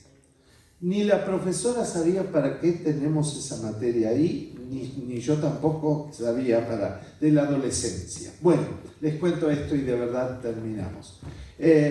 Entonces, un buen día estaba dando clases y decía, tenemos que quitarle fatalismo a la adolescencia. Y yo digo, ¿cómo es eso? ¿No?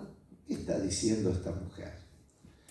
Voy a mi casa, cuando llego, saco un primer libro. ¡Socorro! Ahí vienen los adolescentes.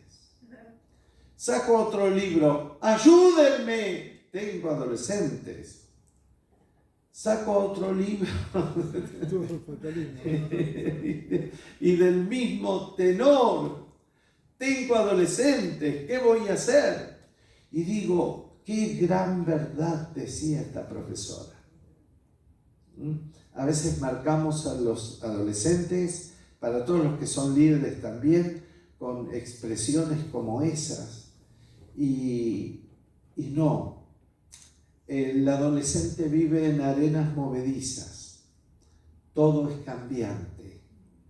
Lo único que le hace sentir seguro es no ser diferente a los demás. Uno sale con una sartén en la oreja, todos salen con la sartén en la oreja, porque siguen a la manada. Entonces, un adolescente, por mucho tiempo por mucho tiempo hizo este movimiento y agarró un vaso. Perfecto. Pero un buen día hace este movimiento y tira el vaso, porque su mano creció. Y lo menos que necesita es que el adulto que está a su lado le diga: torpe, pero mirá que sos bestia. Porque él se siente inseguro, porque ni siquiera conoce su cuerpo, que de pronto ha crecido. Ahora, esa misma incertidumbre que siente en lo físico, también lo siente en lo emocional. Por eso, no te pongas demasiado contento cuando está por allá arriba y no te pongas demasiado mal cuando está por allá abajo. Un día, venís a comer, Juancito. Perdón si hay alguien que se llama Juancito. No, ma, estoy ayunando. ¡Wow! Y la madre dice: Juancito pinta para pastores, pinta para pastores. ¿No? Tremendo cómo está buscando a Dios, ¿no? Bueno, y la semana próxima uno pregunta: ¿y qué de Juancito? Juancito anda en cualquiera, no quiere ir a la iglesia, se fue al boliche, y todas esas cosas, y vos decís: ¿cómo puede ser tan cambiante? Es propio de la adolescencia. No te amargues, brindale contención, amor, toma tiempo para estar con él y vas a ver que ese adolescente va a terminar siendo un siervo de Dios. Bendito sea el Señor. Entonces, no te desesperes demasiado. El Señor te acompaña en esa época de la vida. El Señor te acompaña cuando aparece el nido vacío, el síndrome del nido vacío. Ay, cuando ya se casaron los hijos y se fueron, ya ahí está, pero el Señor te acompaña y te ayuda para nuevos horizontes, nuevas cosas. Ahora, la Organización Mundial de la Salud, que bueno, fue muy devaluada en el tiempo de la pandemia y demás, pero ellos dicen que ya no preocupa tanto el síndrome del nido vacío, sino el nido lleno. No se te quieren ir, ¿no? O algunos que se fueron, se casaron, pero después se divorciaron, volvieron. Ese joven que se quiso independizar y alquilaba su departamento y se quedó sin trabajo, y vuelve el perro arrepentido, como dice el Chavo, ¿no? Entonces, y vuelve a la casa y ahí lo tenés, y esa pareja que iba a estar sola finalmente tiene un batallón en la casa. Bueno, el Señor te acompaña en el síndrome del nido lleno también. Menopausia, climaterio, andropausia. Imagínate que dijeron que los hombres también sufren crisis. Algunos dicen a los 40, otros a los 50, otros a los 60. Yo no sé, yo estoy en los 70 y también ando con algunas crisis, no sé. En fin, la ancianidad, los gerontes, esa etapa maravillosa de la vida. Cuando uno llega y ve, recorre el camino hecho, no puede menos que decir: gracias, Señor, por tu fidelidad. Tú has estado conmigo, me has acompañado en todas las etapas de la vida. No importa en qué etapa estés, pero la bendición de Dios estará con ustedes. Amén. Ha sido un gusto poder compartir esta clase, esta charla con ustedes. Espero que les haya sido de bendición. Gracias. Puestos de pie, yo no quisiera terminar sin antes orar con ustedes, ¿sí? Y bueno, estás con tu esposa y con tu esposo cerca, ¿por qué no le das la mano y oramos unos por otros? Y